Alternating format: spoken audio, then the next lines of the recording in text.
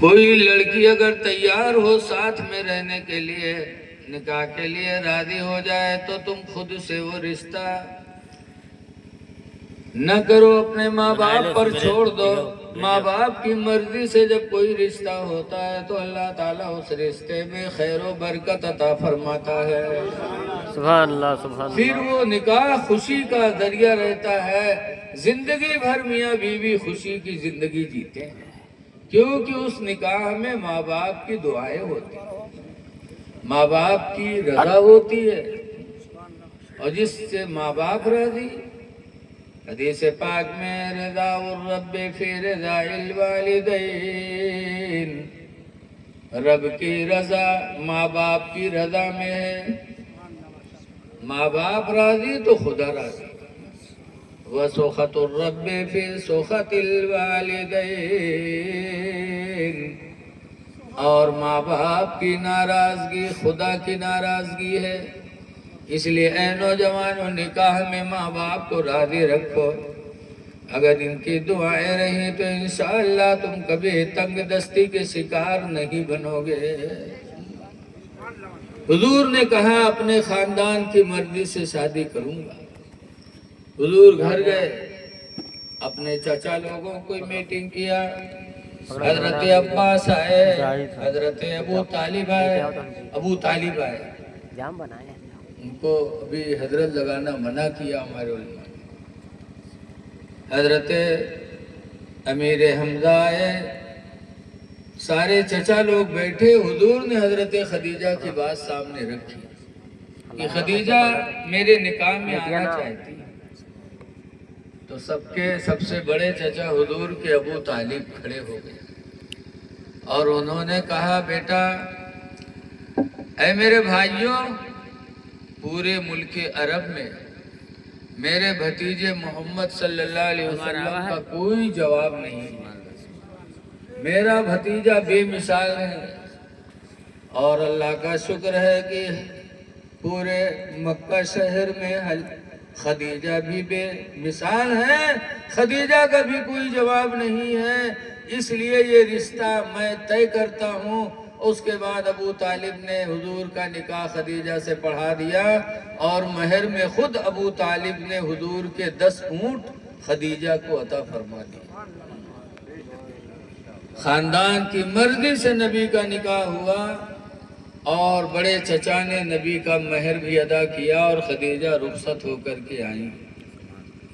تو کیا خدیجہ نے نبی کریم کو سکون دیا؟ اللہ تعالیٰ نے ایسا سکون دیا خدیجہ کے ذریعے کہ حضور مکہ سے 4 کلومیٹر ایک پہاڑی ہے ہیرا، غار ہیرا، بہت سے اگر اس میں ہوں گے عمرہ کرے والے، حج کرے والے اگر ہوں گے تو جانتے ہوں گے۔ اقبال بھائی کوئی حاجی ہے آپ کے گاؤں میں؟ تو اللہ بہت دیے ہے، بھی کام شروع کر دیا، اللہ نے بہت نوازا ماشاءاللہ، اللہ اور ترقی دے۔ اور یاد رکھو، جب کوئی حج کر لیتا تو اللہ تعالیٰ اس سے محتاجی کو ایسا مٹاتا ہے کہ زندگی میں بندہ کبھی محتاج ہو ہی نہیں سکتا، اللہ اسی برکت دیتا ہے۔ حدیث پاک میں تابعوا الحج والعمرہ، حج عمرہ پیدر پہ کرو، کیوں لئنہما ینفیان الفقر والذنوب، اس لیے کہ یہ دونوں محتاجی بھی مٹاتے ہیں، گناہ بھی مٹاتے ہیں۔ بہرحال مکہ شہر سے 4 کلومیٹر دور غار ہیرا ہے، اس غار ہیرا میں حضور عبادت کرنے جانے لگے تو خدیجہ کھانا پانے لے کے وہاں پہنچے لگے۔ 4 کلومیٹر دور، عرب کی گرمی برداشت سے باہر، لیکن خدیجہ اپنے شوہر کے لیے کھانا پانے لے جا کے ہیرا جاتی تھی 4 کلومیٹر، اس کے بعد ہیرا پہاڑی پہ چڑھتی تھی۔ چڑھنا آسان ہے؟ اس زمانے میں سیڑھیاں بنی ہیں، پیپ لگے ہیں، اگر کوئی چڑھنا چاہتا ہے تو چڑھنے میں 2.5-3 گھنٹہ لگتے ہیں۔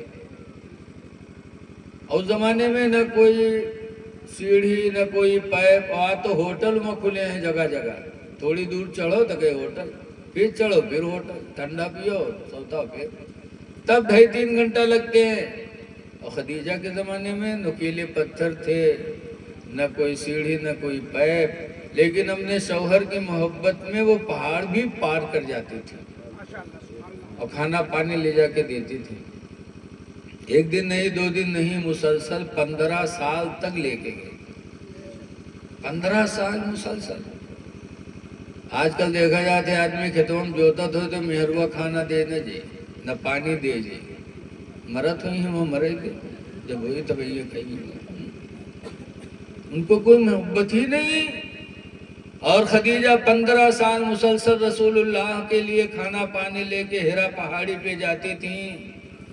اللہ تعالیٰ کو پسند آیا تو اللہ تعالیٰ نے جبریل کو بھیجا کہ جبریل جاؤ میرے نبی کی بیوی خدیجہ کو میرا سلام سنا دو اور میری طرف سے پیغام دے دو کہ خدیجہ کے لیے اس خدمت کے بدلے میں نے جنت میں موتیوں کا محل سجا کے رکھا ہے. خدا کا سلام ملا شوہر کی خدمت کی وجہ سے.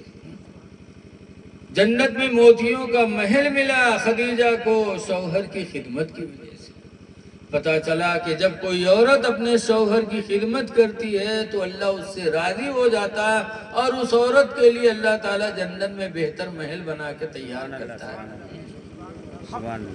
اسی لیے حضور فرماتے حدیث پاک میں ام سلمہ قالت قال رسول اللہ، ام سلمہ کہتے ہیں کہ اللہ کے رسول نے ارشاد فرمایا ایما امرات ماتت، جو عورت مر گئی، وزوجها نہا راضٍ، اور اس کا شوہر اس سے خوش رہا، فدخلت الجنہ، تو عورت کل قیامت کے دن جنت میں داخل ہوگی. لہذا ہماری ماں بہنیں سنتی ہوں تو اپنے شوہروں کو راضی کرنے کی کوشش کریں. بہرحال 15 سال تک کھانا کھلایا، لے لے جا کے پانی پلایا، اور جب حضور کی ظاہری زندگی 40 سال کی ہو گئی تب حضرت جبریل قرآن کی آیت لے کے نازل ہوئے. پہلی مرتبہ قرآن نازل ہوئے. اب آئے کہنے لگے جبریل اقرا، پڑھیے. تو حضور نے فرمایا ما انا بقاری، میں پڑھنے والا نہیں. وہابیوں کہا تھا کہ مطلب ہے کہ ہم ان پڑھ ہیں. وہابیوں کہا تھا کہ ترجمہ میں ان پڑھ ہوں. ارے نبی ان پڑھ، کیا جاہل کو کسی کی ہدایت کے لیے بھیجا جائے گا؟ اللہ نے میرے نبی کو پوری دنیا کے لیے ہادی بنا کے بھیجا. حضور نے فرمایا میں پڑھنے والا نہیں. پھر دوبارہ کہا اقرا پڑھو. حضور نے فرمایا ما انا بقاری، میں پڑھنے والا نہیں. پھر جب جبریل نے فرمایا اقرا باسم ربک الذی خلق، تم اپنے رب کا نام پڑھو جس رب نے تمہیں پیدا فرمایا. اقرا باسم ربک الذی، اپنے رب کے نام سے شروع کرو جو جس نے تم کو پیدا کیا. جیسے اتنا کہا ویسے حضور پڑھنا شروع کر دیا. رب کا نام سنا تو پڑھنے لگے. سورہ اقرا نازل کر کے جبریل چلے گئے. حضور کو تکلیف محسوس ہوئی تو حضور غار حرا سے چل کے مکہ آئے اور خدیجہ کے گھر میں گئے. اور جانے کے بعد حضور خدیجہ سے کہتے ہیں زملونی زملونی خدیجہ، اے خدیجہ مجھے چادر اڑھاؤ، مجھے چادر اڑھاؤ. لقد خشیت علی نفسی، مجھے اپنے جان کا ڈر لگ رہا ہے. تو حضرت خدیجہ نے کیا کہا تھا میری ماں بہنیں سنیں. 15 سال تک لے جا کے کھانا پانی کھلایا، اور 15 سال کے بعد حضور نے جب آ کے تکلیف ظاہر کی کہ خدیجہ مجھے ڈر ہے، تو خدیجہ نے جواب کیا دیا تھا؟ خدیجہ نے وہ بولیاں بولی تھی جس سے حضور کو سکون ملا. سکون پہنچایا خدیجہ نے. کیا کہا؟ واللہ لا یخزیک اللہ ابدا، اللہ کی قسم اللہ آپ کو کبھی رسوا نہیں کرے گا، آپ کو پریشان خدا نہیں کرے گا. آپ کیوں گھبرا رہے ہیں؟ انک لتصل الرحمہ، اس لیے کہ آپ رحم کرتے ہو لوگوں پر، اور جو دوسروں پر رحم کرے گا اس پر خدا عذاب کیسے نازل کرے گا؟ اللہ اس کو کیسے پریشان کرے گا؟ انک لتصل الرحمہ، بے شک آپ لوگوں پر رحم کرتے ہو. وتحمل الکلہ، اور کمزوروں کا بوجھ لاد لاد کے ان کے گھر پہنچاتے رہتے ہو. کسی کو دیکھتے سرکار اگر بوجھ گروا ہے پریشان ہے تو حضور اس کا بوجھ اپنے سر پہ رکھ کے اس کے گھر پہنچا دیا کرتے تھے. وَتَقْسِبُ الْمَعْدُومَ اور یتیموں اور بیواؤں کو تم کما کما کے کھلاتے ہو. جن کے گھر کوئی کمانے والا نہیں ان کو کما کما کے تم کھلاتے ہو تو اللہ تم کو ذلیل کیسے کرے گا. وَتَقْرِ الضَّيْفَ اور مہمان کی تم عزت کرتے ہو. کوئی مہمان آتا ہے تو آپ اس کو عزت دیتے ہو. وَتَعِينُ عَلَى نَوَائِبِ الْحَقِّ اور حق پر تم دوسروں کی مدد کرتے ہو تو اللہ تعالیٰ تم کو ذلیل نہیں کرے گا. 15 سال تک خدمت کیا اور جب تکلیف دیکھی تو خدیجہ سکون کی بولی بھی بول رہی. ایسی بیوی میرے نبی کو ملی کس وجہ سے؟ خاندان کی مرضی سے ملی. اس لیے نوجوانوں کوئی بھی نکاح کا وقت آئے تو ماں باپ کی مرضی اس میں شامل رکھو، خاندان کی مرضی شامل رکھو تو انشاءاللہ تم کو سکون بھی ملے گا، تمہیں دنیا میں اللہ عزت بھی عطا فرمائے گا. اب آج کل کی عورتیں کہتی اٹھے میں یہاں تو کہتی اور جاؤں گا بیر جب کہنا پریشان ہوں میں تو کہتی اور ہوا جاؤ. خدیجہ نے سرکار کو ایسا سکون دیا کہ خدیجہ کے پیٹ سے اللہ نے 4 بچیاں دی میرے نبی کو اور 2 لڑکے دی. لڑکوں کا تو انتقال ہو گیا. 11 بیویاں سرکار کی تھیں. 11 بیویوں میں صرف یہی ایک بیوی خدیجہ ہیں جن سے اللہ نے نبی کو اولاد عطا فرمائی. 65 سال کی عمر پا کر خدیجہ کا انتقال ہو گیا. حضور نے دوسرا نکاح کیا حضرت عائشہ سے. عائشہ جوان تھی تو حضور عائشہ کے بستر پہ جب لیٹتے تو کروٹ بدلتے تو حضرت خدیجہ کو یاد کرتے، ہائے میری خدیجہ. ادھر لیٹتے تو کہتے ہائے میری خدیجہ. تو حضرت عائشہ ایک دن کہنے لگے اللہ کے رسول میں جوان ہوں آپ کے بستر پہ لیٹی ہوں، اب آپ بڑھیا کی یاد کرتے رہتے ہو، جب دیکھو تب خدیجہ کی رٹ لگاتے ہو آپ. تو حضور نے فرمایا عائشہ سنو، میں خدیجہ کو کبھی نہیں بھلا پاؤں گا. خدیجہ کا احسان ہے میرے اوپر. خدیجہ کا ایک احسان تو یہ ہے کہ جب پوری دنیا نے مجھے جھٹلایا تو سب سے پہلے خدیجہ نے میری نبوت پر ایمان کو قبول کیا. سب سے پہلے مجھے نبی اپنا مانا تو خدیجہ نے مانا. دوسرا احسان خدیجہ کا یہ ہے کہ پوری دولت اس نے اپنے میرے اوپر قربان کر دیا. بہت مالدار تھی خدیجہ لیکن نبی کے نکاح میں آنے کے بعد ساری دولت رسول اللہ کے قدموں میں خدیجہ نے قربان کر دیا. اور فرماتے ہیں اے عائشہ سنو، خدیجہ کا سب سے بڑا احسان میرے اوپر یہ ہے کہ اللہ تعالیٰ نے خدیجہ کے پیٹ سے ہمیں اولاد عطا فرمائی ہے. خدیجہ کا احسان ہے کہ خدیجہ کی وجہ سے اللہ نے مجھے صاحب اولاد بنایا، اس لیے میں خدیجہ کو کبھی بھلا نہیں سکتا. پتہ چلا کہ عورتوں کا احسان مرد پر ہے کہ عورتوں کی وجہ سے مرد صاحب اولاد بنتا ہے. ورنہ عورت یہ نہ ہوئی تھی تو گڈوا پپوا کہاں پہ تھی بتاؤ، کہوں جائیں دکان میں اٹھائی لیتی. عورتوں کی وجہ سے اللہ نے صاحب اولاد بنایا. اس لیے لوگوں عورتوں کا احسان مانو اور عورتوں کے ساتھ اچھا برتاوا کرو. سبحان اللہ سبحان اللہ.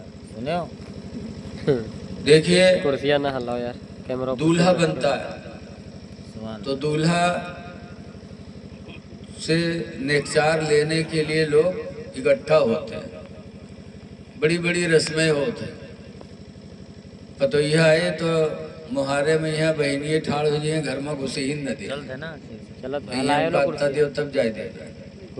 اور یہاں پتہ چلا ہے اور زیادہ ہے کچھ معاملہ. سنے تھے کنواں میں گھومت ہو کا کنواں کا دھرا ہے. کنواں گھومنا یہ سب اسلام میں کبھی سنا ہی نہیں گیا. اپنے ادھر تو ہم اس کو بھی نہیں سنے. یہ گھومنا کنواں کا چکر لگانا یہ مہا بیوقوفی ہے. اسلام سے اس کا کوئی ثبوت نہیں ہے. چکر صرف ایک ہی اس روئے زمین پر گھر ہے جس کا چکر لگانا خدا کو راضی کرنا ہے۔ وہ گھر کون ہے؟ صرف اسی کا چکر ہے، کنواں کے چکر نہ ہے، یا نہ کوئی ولی کے مزار کے چکر ہے۔ آپ جاؤ غازی علی رحمہ کے یہاں مزار کے اسے گھومو چکر لگا تو یہ بیوقوفی ہے۔ وہاں چکر نہیں ہے، وہاں ادب سے کھڑے ہو کے جو کچھ یاد ہو پڑھو اور ایصال ثواب کرو، اپنے اور اپنے ماں باپ کے لیے، امت کے لیے دعا مانگو، چپے چلے آؤ۔ گھومنا نہیں ہے، چکر صرف ایک ہی گھر کا ہے۔ اللہ قرآن میں فرماتا وَلْيَطَّوَّفُوا بِالْبَيْتِ الْعَتِيقِ، چاہیے کہ میرے نیک بندے خانہ کعبہ کا چکر لگائیں۔ تو طواف تو صرف خانہ کعبہ کا ہے، یہ سب رسمیں غلط ہیں، لہذا ان غلط رسموں ہی کو مٹانے کے لیے اللہ کے رسول اسلام لے کے تشریف، پھر ہم مسلمان ہوں کہ انہی رسموں میں لگے رہیں، یہ کہنا بالکل غلط ہے۔ دیکھیے آج لڑکی والے جب لڑکا کہیں چھپتے جاتے ہیں تو مالدار ہوتے ہیں تو سونے کی انگوٹھی دیتے ہیں، بولو بہت سے لوگ دیتے ہیں لڑکے کے یہاں داماد کا سونے کی انگوٹھی۔ جب سونا پہننا مردوں کے لیے حرام ہے تو اس کا دینا بھی حرام ہے۔ انگوٹھی مت دو، ایسے اینٹ دے دو سونے کی، تحفہ میں دے دو، لیکن انگوٹھی بنوا کے دینا گویا کہ تم پہننے کے لیے بنوا رہے ہو، یہ حرام ہے مردوں کے لیے۔ رسول اللہ صلی اللہ علیہ وسلم ایک دن جا رہے تھے، ادھر سے ایک صاحب آ رہے تو ان کی انگلی میں سونے کی انگوٹھی تھی، حضور نے دیکھا تو کھینچا اسے اور پھینک دیا، فرمایا جہنم کی آگ اپنے لیے حلال کر رہا ہے۔ حضور چلے گئے تو ہم جیسے لوگ اتھی بٹور گئے تو کہا گا ارے ٹھیک ہے نہ پہننا، اٹھا لو، حضور نے پھینک دیا ہے اٹھا لو، پہننا نہیں۔ تو اس مسلمان نے کہا سنو، جس چیز کو میرے نبی نے اپنے ہاتھوں سے پھینک دیا ہو، ہم مسلمان ہو کے پھر اس میں ہاتھ لگائیں؟ خدا کی قسم ہم اس میں ہاتھ نہیں لگائیں گے جس کو میرے نبی نے اپنے ہاتھوں سے پھینکا ہے۔ ایسے ایسے عاشق رسول تھے۔ اور آج ہم لوگ اللہ رحم کرے، ابھی بہت دن پہلے نہیں، کچھ ہی دن پہلے گونڈا گیا گرمی کے موسم میں، اور ٹرین سے اترا ایک نوجوان آوا، ہم کا موٹر سائیکل پر لے کے چلا، گاؤں لیے جات رہا ہے، بیٹھے تو پیچھے دیکھا کہ کانے میں نگاہ پہ تو کانے میں کے بھرکی لٹکے، تو ہم پکڑے ہم کہیں نیو کا پہنے ہیں رے، تو کہا تیرے مولانا صاحب بمبئی میں رہا سوک لاگ رہا تو چھدائے کے پہن لیا رہا ہے، تو ہم کہا تو نکنوا کہنے چھدائے رے، نکنوا چھدائے گلاکا پہن لی تھی، تو کہا تیرے مولانا تم تو عجیب آدمی ہے، ہم کہیں عجیب کا جب بندہ پہنے رہا ہے تو بلاکو پہن لی تھی۔ بتاؤ، ناک کان چھدانا یہ مردوں کے لیے حرام ہے، عورتوں کے لیے بہتر ہے۔ اللہ نے مرد بنایا ہے، مرد بن کے جیو۔ حدیث پاک میں ان عبداللہ ابن عباس قال قال رسول اللہ، عبداللہ بن عباس سے روایت ہے حضور نے فرمایا، عبداللہ بن عباس کہتے ہیں لعن رسول اللہ صلی اللہ علیہ وسلم علی المشبہین من النساء، حضور نے ان مردوں پر لعنت فرمائی ہے جو مردوں کی طرح صورت بناتے ہیں، وعلی المشبہات من الرجال، اور ان عورتوں پر بھی رسول اللہ نے لعنت فرمائی ہے جو عورتیں مردوں کی طرح بننے کی کوشش کرتی ہیں۔ جس کو اللہ نے مرد بنایا وہ مرد بن کے جیے، جس کو اللہ نے عورت بنایا وہ عورت بن کے جیے۔ تو نکاح میرے نبی کی سنت ہے، مجھ سے پہلے بھی تقریریں اچھی ہوئی ماشاءاللہ، سب بتایا۔ حدیث پاک میں ہم نے پڑھا عن انس قال قال رسول اللہ صلی اللہ علیہ وسلم، حضرت انس سے روایت ہے، فرماتے اللہ کے رسول نے ارشاد فرمایا، من تزوج، جس نے نکاح کر لیا، فقد استکمل نصف الدین، تو اس نے اپنا آدھا دین مکمل کر لیا۔ نکاح سے انسان کا آدھا دین حاصل ہو جاتا، اسی لیے حضور نے فرمایا جو میری نکاح سے گریز کرے اس کا رشتہ ہم سے نہیں. اس لیے ہر انسان کو کوشش کرنا چاہیے، لیکن نکاح کرنا حرام بھی ہے. کب؟ جب آدمی نامرد ہو. تو نامرد ہو تو اس کے لیے نکاح کرنا منع ہے کہ کسی عورت کی زندگی کو برباد نہ کرے. ایسے طلاق دینا گناہ ہے، لیکن طلاق دینا واجب بھی ہے. کب؟ جب آدمی نامرد ہو. دھوکے سے بیوی آ گئی اور آدمی نامرد ہے، علاج کے بعد بھی مردانگی واپس نہیں آ رہی ہے، تو ایسے پر طلاق دینا واجب ہے کہ عورت کی زندگی کو برباد نہ کرے. لیکن اگر مرد ہے تو طلاق نہ دے. طلاق دے گا اللہ ناراض ہوتا ہے. اس سے اندازہ لگا لو کہ طلاق کب دے سکتا ہے؟ جب آدمی نامرد ہو. ابھی طلاق دے والے لاگت ہے وہی قبیلہ سے ہیں یہ سب. طلاق دینے والا گویا کہ نامرد ہے تبھی طلاق دے رہا ہے، مرد ہوتا تو طلاق نہ دیتا. نبی کی سنت ہے نکاح کرنا. میرے نبی نے نکاح کیا ہے لیکن طلاق نہیں دیا کسی بیوی کو. ایک بیوی ہیں جن کو سرکار نے طلاق رجعی دیا تھا، پھر سرکار نے رجوع فرما لیا، اپنے نکاح میں واپس کر لیا. لیکن طلاق مغلظہ 11 بیویاں تھیں، میرے نبی نے کسی کو نہیں دیا. اس لیے اے نوجوانوں، اے میرے بھائیوں، نکاح کرو لیکن طلاق دینے کا ارادہ نہ کرو. حدیث پاک میں ان محمود ابن لبید قال اخبر رسول اللہ صلی اللہ علیہ وسلم برجل.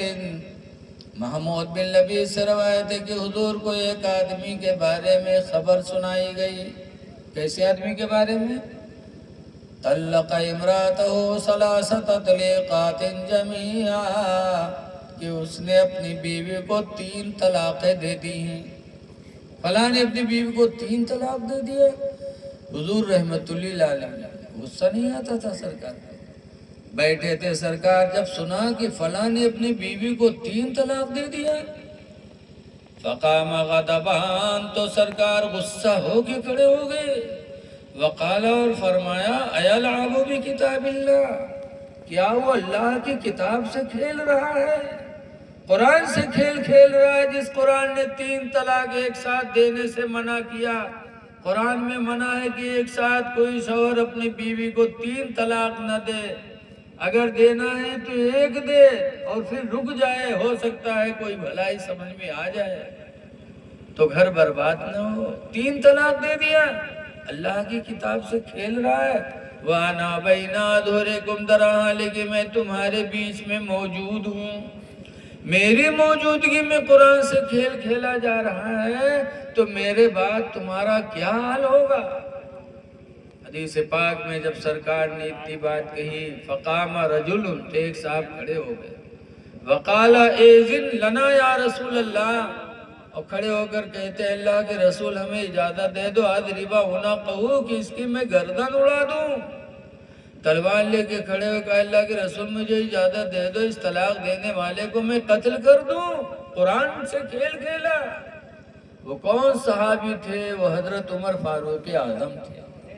حضرت عمر کو برداشت نہ ہوا، تلوار لے کے کھڑے ہو گئے اور کہا اللہ کے رسول مجھے اجازت دے دو، ہم اس کی گردن مار دیں، اس نے قرآن سے کھیل کھیلا. 3 طلاق دینا منع ہے اور دے دیا. اے لوگوں ذرا سوچو کہ صحابہ کتنا ناراض ہوتے تھے، قتل کرنے کے لیے تیار ہو جاتے تھے. لیکن آج افسوس ہے کہ ہمارے نوجوان بھائیوں کو تھوڑا سا غصہ آیا اور فٹافٹ طلاقیں بک دی. طلاق نہ دو. بیوی کمعقل ہے. عورتوں کو اللہ نے کمعقل بنایا. کمعقلی کی وجہ سے ان سے غلطیاں ہوں گی اور ہم کو ان کی غلطیوں کو نظر انداز کرنا پڑے گا. ایک پیر صاحب تھے حضرت سید ابو الحسن خرقانی، خرقان کے رہنے والے سید تھے، بہت بڑے بزرگ تھے، ان کے مریدین بہت تھے. ایک دفعہ کچھ مرید لوگ 10-12 ڈھورے بٹور کے گئے زیارت کے لیے.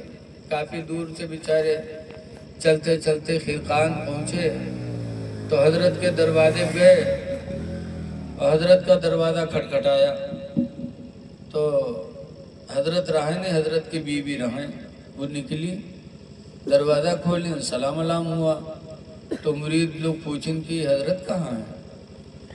تو چونکی کہیں نا حضرت ہمارے گھر میں کو حضرت ہے بھیا، حضرت کو کہیں ہمارے پیر حضرت سید ابوالحسن خرقانی، کہیں ہاں وہ حضرت کب سے ہوئے گا؟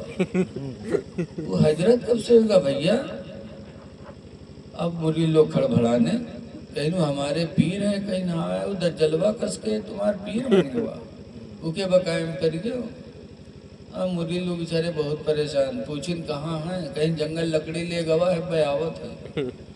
اور اتفاق سے حضرت آ ہی گئے، گھوڑے جنگل کے شیر پر بیٹھے، لکڑیوں کا بوجھ آگے رکھے، اور جیسے گھر پہنچے بیوی نے دیکھا تو گھر میں بھگی، کہ ہاں وہ دو دشمنوا شیر بلا لاوا ہے۔ اور مرید بیچارے کہاں چلے جائیں، وہ بیچارے کھڑے رہ گئے۔ حضرت شیر سے نیچے اترے، لکڑیوں کا بوجھ اتارا، خود اترے، پھر شیر نے حضرت کے پیروں کو چوما اور اپنی بولی میں اجازت مانگی، حضرت نے اجازت دے دی، شیر جنگل چلا گیا۔ تب ان مریدوں نے پوچھا حضور آپ کا مرتبہ اللہ نے اتنا اونچا کیا کہ جنگل کا شیر آپ کا پیر چوم رہا ہے اور آپ کی بیوی آپ کو دجال بتاتی ہیں؟ تو حضرت ابوالحسن خرقانی نے فرمایا کہ سنو، یہ اللہ نے جو مجھے مرتبہ دیا، ولایت دیا کہ جنگل کا شیر بھی میرا فرما بردار بن گیا، یہ مرتبہ اللہ نے مجھے دیا ہے اسی بیوی کی بدتمیزی پر صبر کرنے کی وجہ سے، کہ میرے ماں باپ نے اس سے نکاح کر دیا، وہ ان پڑھ ہے، جاہلیت کی وجہ سے مجھے بے تکی باتیں کہتے رہتے ہو، میں صبر کرتا رہتا ہوں، زندگی گزر گئی اتنی، لیکن آج تک نہ میں نے کبھی مارا نہ کبھی طلاق کا ارادہ کیا، تو صبر کی وجہ سے اللہ تعالیٰ نے مجھے وہ درجہ عطا فرما دیا کہ آج جنگل کا شیر بھی میری فرما برداری کر رہا ہے۔ پتا چلا کہ جب کوئی آدمی اپنی بیوی پر رحم کرتا ہے، صبر کرتا، تو اللہ اس پر رحم بھی کرتا ہے اور اس کے درجات کو بلند بھی کر دیتا ہے۔ اس لیے طلاق کبھی نہ ہونا چاہیے، نکاح کرو، نکاح کرنا میرے نبی کی سنت ہے، طلاق دینا میرے نبی کی سنت نہیں۔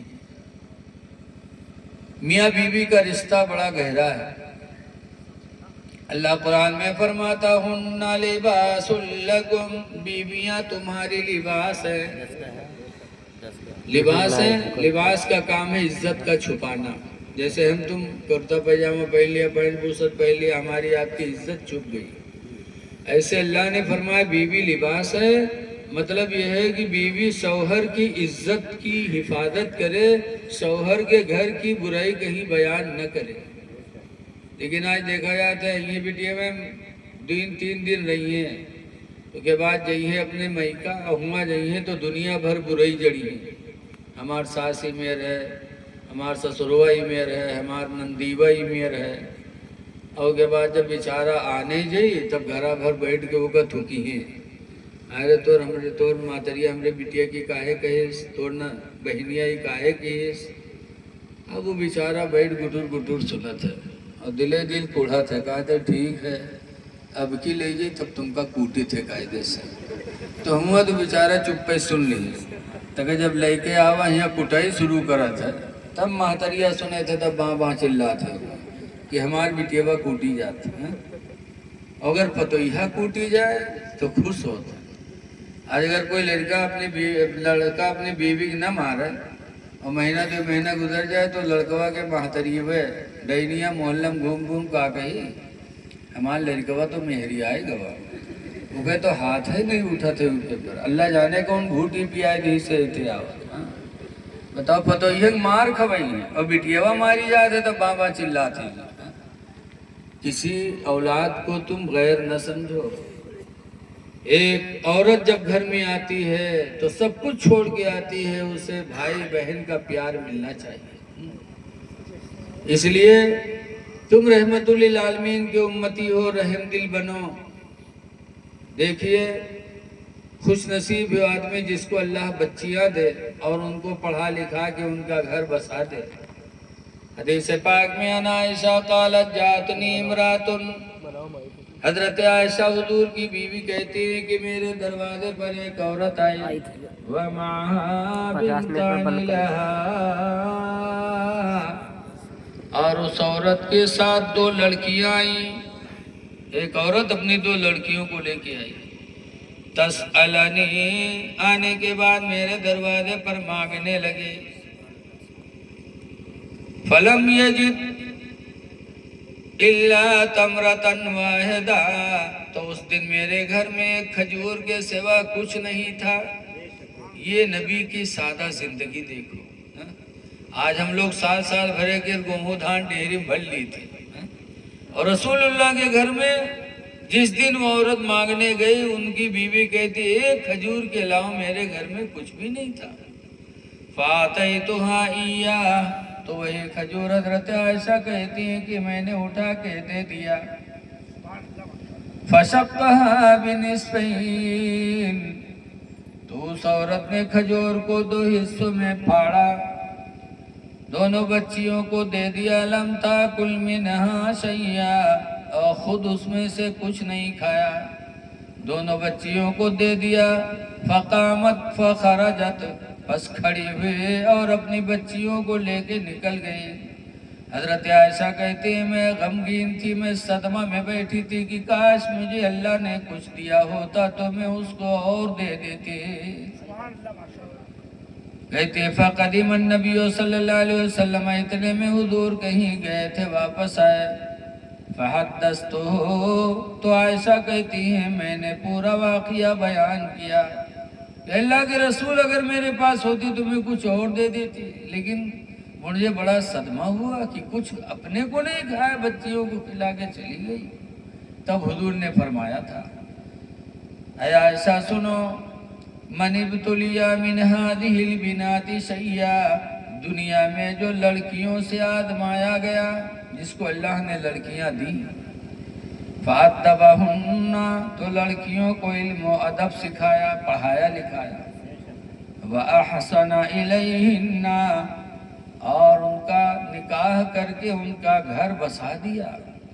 فَكُنَّ لَهُ سِتْرًا مِّنَ النَّارِ، تو وہ لڑکیاں قیامت کے دن ماں باپ کے سامنے جہنم کے سامنے پردہ بن کے کھڑی ہوں گی۔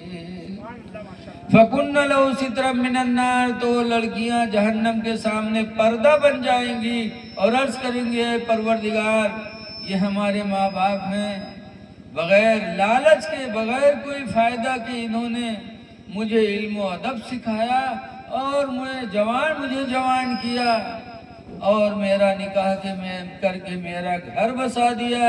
اے پروردگار، بغیر لالچ کے انہوں نے میرے ساتھ سب کچھ کیا، الہی ان کا ٹھکانہ جنت بنا دے۔ تو اللہ تعالیٰ لڑکیوں کی سفارش کی بنیاد پہ ماں باپ کو قیامت کے دن بخش دے گا۔ نعرہ تکبیر، نعرہ رسالت، علماء اہل سنت، مفتی رفیع کھنہ پور صاحب قبلہ، نعرہ تکبیر، نعرہ رسالت، ماشاءاللہ سبحان اللہ۔ اس لیے لوگوں اللہ سے دعا کرو کہ اللہ تعالی ہمیں سب کو اولاد بھی دے اور بچیاں بھی دے، لیکن ابھی آپ کے سامنے ہم سے پہلے بھی تقریر ہوئی ہے کہ رشتہ اچھا ہونا چاہیے، نکاح کے ٹائم گھبرانا بھی نہیں چاہیے۔ بہت سے لوگ تو بچیوں سے گھبرا کے ظالم کے حوالے کر دیتے ہیں، یہ نہیں سوچتے کہ میری بچی کی زندگی برباد ہوگی کہ نہیں ہوگی۔ دیکھ لو، خوب قاعدے سے دیکھ لو کہ تاکہ تمہاری بچی جانے کے بعد ٹھوکریں نہ کھائے، اس لیے کہ یہ زندگی کا معاملہ ہوتا ہے۔ خوب ٹھونک ٹھانک کے، خوب تحقیق کر کے تب رشتہ کرو، پہلے دین دیکھ لو پھر دنیا دیکھ لو، اس لیے کہ یہ ایک دن کا معاملہ نہیں ہے، پوری زندگی کا معاملہ ہے۔ ہماری ماں بہنیں بھی بیٹھے سنتے ہوں گے، آپ بھی بیٹھے ہیں، دو ایک باتیں اور سن لیجئے، اس کے بعد پھر میں اپنی گفتگو ختم کر رہا ہوں۔ دیکھیے یہ تھوڑا سا چھوٹا سا گاؤں ہے، لیکن الحمدللہ اس میں بھی ہمارے حضرت حافظ و قاری عبدالخالق صاحب کی کوششوں سے مسجد بھی اور مدرسہ بھی دونوں ہے نا۔ تو مسجد اور مدرسے کا دھیان دیجیے، اور یہ یاد رکھیے یہ وہ کام ہے جو مرنے کے بعد بھی انسان کی لو 4 دن کی زندگانی میں، اور جو جیتے ہو تو اس دنیا میں کوئی کام کر جاؤ۔ سبحان اللہ سبحان اللہ۔ جو جیتے ہو تو اس دنیا میں کوئی کام کر جاؤ، خدا توفیق دے تو خدمت سبحان اللہ ماشاء اللہ بہت عمدہ حق ہے، سبحان اللہ بے شک۔ خدا توفیق دے تو خدمت اسلام کر جاؤ۔ مسجدوں کا خیال رکھو، مدرسوں کا خیال رکھو، اپنے مسجدوں کو آباد کرو۔ حدیث پاک میں اسباغ الوضوء علی المکارہ، سخت ٹھنڈک میں مکمل وضو بنانا، جب پانی چھونے کا دل نہ چاہے پھر بھی آدمی مکمل وضو بنائے۔ وَكَثْرَةُ الْخَطَا إِلَى الْمَسَاجِدِ، اور زیادہ قدموں سے مسجد جانا۔ وَإِنْتِظَارُ الصَّلَاةِ بَعْدَ الصَّلَاةِ، اور ایک نماز کے بعد دوسری نماز کا انتظار کرنا۔ 3 کام اگر کسی نے کر لیا کہ مکمل وضو بنایا، مسجد جاتا رہا، اور ایک نماز کے بعد دوسری نماز کا انتظار کرتا رہا، تو حضور فرماتے فَذَلِكُمُ الرِّبَاطُ، تو اے لوگو یہ تمہارا جہاد ہے، اللہ تعالیٰ تم کو روزانہ جہاد کا ثواب عطا فرماتا رہے گا۔ اس لیے لوگوں مسجدوں کو نہ چھوڑو، مسجدوں کو نہ بھولو، اور مدرسوں میں اپنے بچوں کو بھیجتے رہو، کیونکہ جب تک علم نہیں ہوگا انسان روشنی میں نہیں ہوگا، اندھیرے میں رہے گا۔ جب مدرسے میں جائے گا پڑھے گا تب سمجھے گا کہ ماں باپ کا درجہ کیا ہے۔ مدرسے ہی میں جا کر حضور کی حدیث پڑھے گا کہ دنیا میں 4 چیزیں ایسی ہیں جن کو دیکھنا ہی ثواب ہے۔ نمبر 1 پر حضور فرماتے النظرۃ الی وجہ اللہ عبادہ، ماں باپ کے چہرے کو دیکھنا ثواب ہے۔ حدیث میں بتایا گیا جب کوئی مسلمان خوش دلی سے اپنے ماں باپ کا چہرہ دیکھتا تو اللہ تعالیٰ اسے 10 سال کی عبادت کا ثواب عطا فرماتا ہے۔ دوسرے نمبر پر والنظرۃ الی المصحف عبادہ، قرآن حکیم کو دیکھنا عبادت ہے۔ تو ہم مدرسہ جائیں گے، ہمارے بچے قرآن پڑھیں گے بھی اور قرآن کو دیکھیں گے بھی۔ تو یہ چیزیں ہیں جنہیں ہم کو یادگار کے طور پر رکھنی چاہیے۔ بہرحال شادی ہو رہی ہے، شادی میں لڑکا بھی دیکھ لیا جائے، لڑکی کو بھی دیکھ لیا جائے۔ آج عورتوں کا مکر بڑا تگڑا ہوتا ہے، عورتوں کا مکر بڑا تگڑا۔ عورتوں کے حکایات میں لکھا ہوا ہے کہ 4-5 تھوڑے مبلغ دین پھیلانے کے لیے گھر سے نکلے، جا رہے تھے، راستے میں دیکھا ایک پیڑ کے نیچے ایک عورت بیٹھی رو ہے۔ تو لوگ سوچیں یار گاؤں سے باہر پیڑ کے نیچے اکیلے ایک عورت رو رہی ہے، کس مصیبت میں ہے، چل کے اس سے پوچھا جائے۔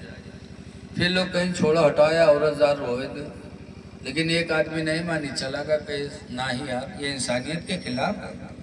گئے وہاں پوچھا بھئی کیوں رو رہی ہو تو اس نے کہا کئی سال ہو گیا میرا شوہر غائب ہے، میرے گھر میں روزی کمانے والا کوئی نہیں، میں در در کی ٹھوکر کھاتی ہوں، میرا شوہر ایک زمانے سے غائب ہے، میں نے شہر کے قاضی سے کہا تھا کہ تم مجھے دوسرا نکاح کرنے کی اجازت دے دو، تو قاضی نے کہا نہیں، جب تک تمہارا شوہر آ کے طلاق نہیں دے گا تب تک تم دوسرا نکاح نہیں کر سکتی، اس لیے میں رو رہی ہوں۔ تو مبلغ صاحب نے کہا پھر؟ تو عورتیہ کہے تم تنک دیر کے لیے ہمارے شوہر بن جاؤ، چلے چلو قاضی کے سامنے کہہ دو کہ میری بیوی نہیں رکھنا چاہتا ہوں، یہ کہہ کے طلاق دے دو، تو قاضی مجھے اجازت دے دے گا، میں کسی اور سے نکاح کر کے اپنی زندگی گزار لوں گی۔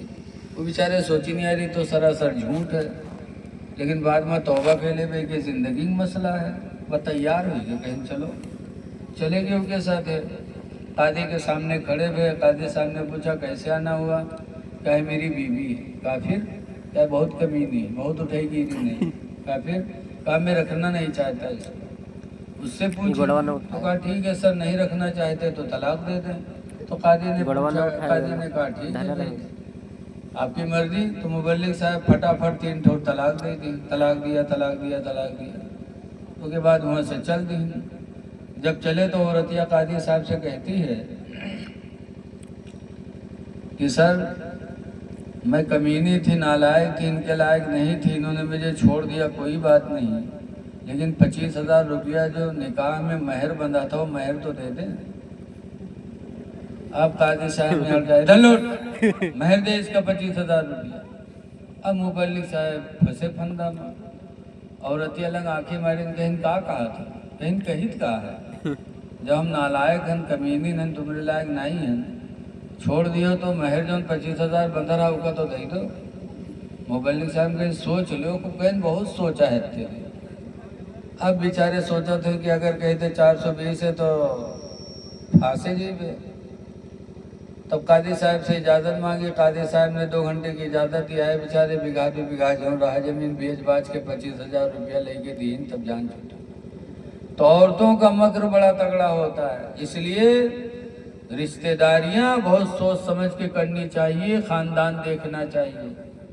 ایسے ہی اگر لڑکی اللہ دے دے تو لڑکوں کسی لڑکے سے بھی خاندان کرو تو اس میں بھی دیکھو، اس لیے کہ ہمیں تم میں کئی کوالٹی کے لوگ رہتے ہیں۔ اس لیے آپ حضرات سے گزارش ہے کہ اس ٹائم پر یعنی نکاح کے ٹائم پر کافی خیال کرنا چاہیے کہ دیندار ہے کہ نہیں ہے۔ دینداری پہلے دیکھو، باقی حضرت نے تو بتا دیا ہے۔ دعا ہے کہ کل ہونے والے نکاح کو اللہ تعالیٰ مبارک فرمائے اور خیر و برسوں۔ اور جب کھانا ہو تو کھانے میں تھوڑا دھیان دینا چاہیے۔ آج کل بہت سے جگہوں پہ دیکھا جاتا ہے کہ جب خاندان ہو جاتا اس کے بعد دیکھا جاتا چاول کے ڈھیر نالیوں میں پڑے ہیں، روٹیاں پڑی ہیں، دال پڑی ہوئی ہے۔ اے لوگوں روزی کی عزت کرو۔ حضرت عمر رضی اللہ تعالیٰ عنہ حضور کے ساتھ ایک دن جا رہے تھے، راستے میں روٹی کا ٹکڑا پایا، حضرت عمر نے تو اٹھایا اور صاف کر کے کھا لیا۔ تو حضور نے فرمایا عمر تم نے روٹی کے ٹکڑے کی عزت کی ہے، اس کی برکت سے اللہ تمہارے پیٹ کی بیماریوں کو دور فرما دے گا۔ اور اے عمر تم زندگی میں کبھی محتاج نہیں بنو گے، اس روزی کی عزت سے اللہ تعالیٰ تمہیں وہ مقام عطا فرمائے گا۔ تو پتہ چلا انسان جب روزی کی عزت کرتا ہے تو اللہ بیماریوں سے بھی شفا دیتا ہے اور آنے والے دنوں میں اللہ محتاجی سے بھی بچاتا ہے۔ کھانا کھلانے والوں کو بھی تاکید کر دی جائے، پتہ چلے کہ اپن کھانا ہے نہیں اڑیلن مڑیلا مچائے ہیں، کھانا دوسرے کے دوستی اپن کرتا ہے، لے کھا لے کھا۔ ایسے بمبئی میں ایک جگہ دعوت میں تھا، مولانا عبد القادر کھتری علیہ رحمہ بمبئی کے بہت بڑے عالم مانے جاتے تھے، وہ بھی بیٹھے تھے۔ تو جو آوے وہ ان کے پلیٹ میں اڑیل دے بوٹی، وہ منع کرے میں نہیں کرے۔ حضرت کا جتہ کھا رہا ہے کھائن کے بعد چھوڑ دیں، جب چھوڑیں تو جہلوے مسئلہ بتاوے لائے گئے، نرے حضرت کھائیے، پلیٹ صاف کرنا حضور کی سنت ہے، کھائیے۔ تو حضرت نے فرمایا ہاں پلیٹ صاف کرنا سنت ہے لیکن جان بچانا فرض ہے۔ صاف کرنا سنت ہے، جان بچانا فرض ہے۔ اس لیے آپ حضرات سے گزارش ہے کہ ایسے موقعوں پر روزی کی عزت کرو۔ اللہ تعالیٰ کی بارگاہ میں دعا ہے کہ اللہ تعالیٰ ہم کو آپ کو اعمال حسنہ کرنے کی توفیق عطا فرمائے۔ ایک بات بہت ضروری میں کہہ رہا ہوں، ایک مدینے میں نبی کریم کے زمانے میں صولبہ بن حاتب تھے، حضور کے پیچھے 5 وقت نماز پڑھتے تھے اور سب سے پہلے نکلتے تھے، فجر میں پہلے، ظہر میں، عصر میں، مغرب میں سب سے پہلے نکلتے تھے۔ تو لوگوں نے شکایت کیا کہ اللہ کے رسول صولبہ بہت جلدی کرتے ہیں۔ تو حضور نے صولبہ کو بلایا اور بلانے کے بعد فرمایا صولبہ تم اتنی جلدی کیوں کرتے ہو؟ तो सोलबा का जवाब सुना। कहा था अल्लाह के रसूल, मेरे घर में यही एक जोड़ा कपड़ा है, मैं इस कपड़े को पहन कर आता हूँ, आपके पीछे नमाज पढ़ता हूँ, फिर मैं जल्दी से वापस जाता हूँ, यही जोड़ा उतार करके कपड़ा अपनी बीवी को देता हूँ, तब मेरी बीवी नमाज पढ़ती है। सिर्फ एक कपड़ा है या रसूल अल्लाह, ऐसी गरीबी घर में है, तो इसीलिए मैं जल्दी करता हूँ कि कहीं मेरी बीवी की नमाज का वक्त निकल न जाए। ऐ लोगों, गौर करो सिर्फ कि नबी करीम के ज़माने में नमाज से लोगों को कितनी मोहब्बत थी कि सिर्फ एक जोड़ा कपड़ा, उसी में मियाँ बीवी पहनते थे, लेकिन नमाज न बीवी की कदा होती न शौहर की कदा होती। और आज हमको अल्लाह ने कितने जोड़े दिए हैं, कितनी नेमतें दी हैं, फिर हम नमाज नहीं पढ़ते, कितनी अफसोस की बात है। जरा गौर करो। और एक बात और, एक सहाबी थे अबू दुजाना, वो फजर में बहुत जल्दी निकलते थे। हुजूर ने उनसे कहा, तुम क्यों जल्दी करते हो? तो उन्होंने कहा, मेरा एक पड़ोसी यहूदी है और हमारा आंगन उसका आंगन एक है, सिर्फ दीवार पर्दे की खड़ी है, उसके आंगन में खजूर का पेड़ लगा है, उसकी शाखें हमारे आंगन में झुकी हैं, पकी पकी खजूरें इस वक्त रात में मेरे आंगन में उसकी गिरती हैं। तो फजर में इसलिए मैं जल्दी करता हूँ कि कहीं मेरे घर के छोटे बच्चे उठ करके मेरे पड़ोसी यहूदी की खजूरें उठा के ना खा लें, इसलिए मैं जल्दी जाता हूँ, उसकी खजूरें जमा करके उसके घर दे के आता हूँ, फिर मैं बच्चों को बेदार करता हूँ। हुजूर ने सुना तो साथ आए और यहूदी से कहा कि इस पेड़ को तू अबू दुजाना के हाथ बेच दे और दे दे, और इसके बदले में हम तुझे जन्नत की एक बाग देंगे। यहूदी था, कहने ने मुझे नहीं चाहिए। हुजूर के दोस्त अबू बकर रदी अल्लाह अन्हु साथ में थे, उन्होंने कहा, अल्लाह के रसूल, इस पेड़ को मैं यहूदी से खरीद लूँ, खरीद कर अबू दुजाना को देता हूँ, और इस पेड़ के बदले में इस यहूदी को पूरी मैं अपनी खजूर की बाग देता हूँ, पूरी बाग। सौदा तय हो गया। हजरत अबू बकर ने अपनी पूरी बगिया यहूदी को दे दिया और एक पेड़ खरीद कर अबू दुजाना को दे दिया। जब सब चले गए तो यहूदी सोच रहा था, मुसलमान कितने चूतिया होते कि देखो जो ने पेड़ के सौदा कहीं एक पेड़ के बदले में पूरी बगिया दे दिए, और जिस पेड़ के बदले में दिए वो पेड़ तो मेरे ही आंगन में है, मेरे आंगन में खजूरें गिरेंगी, ये भी मेरा वो भी मेरा, करते बेवकूफ है। लेकिन जब रात हुई और जब सुबह हुई तो लोग उठे, यहूदी भी उठा तो क्या देखता है कि जिस पेड़ की खरीदारी रसूलुल्लाह ने अबू दुजाना से कर दिया था, सुबह उठा तो देखा यहूदी की उसके आंगन से वो पेड़ उखड़ करके अबू दुजाना के आंगन में लगा हुआ है। जब उसने देखा तब कहा, खुदा की कसम, मोहम्मद की नबूवत गलत नहीं हो सकती, जब इनका हुक्म पेड़ों पे चलता है, पेड़ का सौदा किया तो पेड़ उखड़ करके अबू दुजाना के आंगन में चला गया, तो खुदा की कसम इनकी नबूवत झूठी नहीं हो सकती। तो यहूदी कलमा पढ़ा, ला इलाहा इल्लल्लाह मुहम्मदुर रसूलुल्लाह सल्लल्लाहु अलैहि वसल्लम। इससे एक अंदाजा लगाओ भाई कि यहूदी था, उसके पेड़ का एक खजूर भी अबू दुजाना सहाबी ने अपने बच्चों को खिलाना गवारा नहीं किया, और रसूलुल्लाह को मालूम हुआ तो रसूलुल्लाह ने भी नहीं कहा कि नहीं खाते रहो। अब आए लोग पता नहीं कहाँ से मसला कर लिए कि हिंदू के रोए तो खाए लो कोई बात नहीं, हिंदू के लूट ले कोई बात नहीं, हिंदू के बेईमानी कह लो कोई बात नहीं।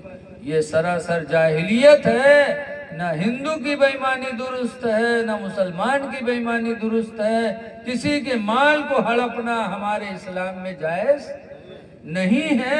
अगर जायज होता तो वो सहाबी ऐसा न करते और रसूलुल्लाह सल्लल्लाहु अलैहि वसल्लम उस दरख्त की तिजारत न करवाते। इसलिए लोगों, चाहे हिंदू हो चाहे मुसलमान हो, किसी का माल न हड़पो, जो हराम है हमारे तुम्हारे लिए। और दूसरी बात यह है कि हुजूर को अल्लाह ने कितना मर्तबा दिया कि पेड़ ने नबी की हुकूमत को मान लिया, सौदा कर दिया तो पेड़ उकड़ के इधर आके लग गया। کتنا مرتبہ میرے نبی کا بلند تھا. اسی لیے اعلیٰ حضرت امام اہل سنت فرماتے ہیں کہ عرش کے عقل و دنگ ہے، چرخ میں آسمان ہے. حضور کا مرتبہ کتنا بلند ہے. عرش کی عقل و دنگ ہے، چرخ میں آسمان ہے. جانے مراد اب کدھر ہائے تیرا سبحان اللہ بے شک ماشاءاللہ بہت عمدہ حق ہے. مراد اب کدھر ہائے سبحان اللہ ماشاءاللہ بے شک. اس لیے اپنے نبی سے جتنی محبت کرو کم. اللہ تعالیٰ نے ہمارے نبی کو بہت درجہ عطا فرمایا ہے. پکڑو دے کے اللہ تعالیٰ ہم کو آپ کو اپنے نبی کریم صلی اللہ علیہ وسلم سے سچی محبت کرنے کی توفیق عطا فرمائے. اور اب میں اپنے مہمانوں کا خیال کرتے ہوئے اب اسی پر اپنی گفتگو ختم کر رہا ہوں. السلام علیکم ورحمۃ اللہ وبرکاتہ.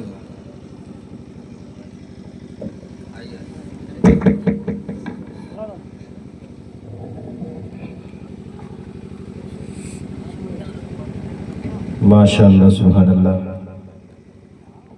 آواز بلا توحید نعت نبی کو گنگنانے کے لیے شاعر اسلام داعی خیر الانام حافظ وقاری شاہد رضا نوری صاحب سے میں دعوت یہ سخن ہوگا کہ آئیں میں ایک پر اور پھر بہترین انداز میں نعت کلام سنا کر ہم تمامی سامعین کے قلوب و اذہان کو منور و مجلہ فرمائیں. آئیے ان کا استقبال نعرہ تکبیر اور نعرہ رسالت کی صدا میں کر لیتے ہیں. بلند آواز سے بولے نعرہ تکبیر، نعرہ رسالت، مسلک اعلیٰ حضرت علماء اہل سنت. نعرہ تکبیر، نعرہ رسالت. مانگے شب بھر رب حبلی کی دعائیں مصطفیٰ، مانگے شب بھر رب حبلی کی دعائیں مصطفیٰ. ہم کریں آرام تکلیفیں اٹھائیں مصطفیٰ. مانگے شب بھر رب حبلی کی دعائیں مصطفیٰ. ہم کریں آرام تکلیفیں اٹھائیں مصطفیٰ. بات تخلیقی دو عالم خالقی کل نے کہا، بات تخلیقی دو عالم خالقی کل نے کہا. ہم نے تو دنیا بنا دی اب چلائیں مصطفیٰ. ہم نے تو دنیا بنا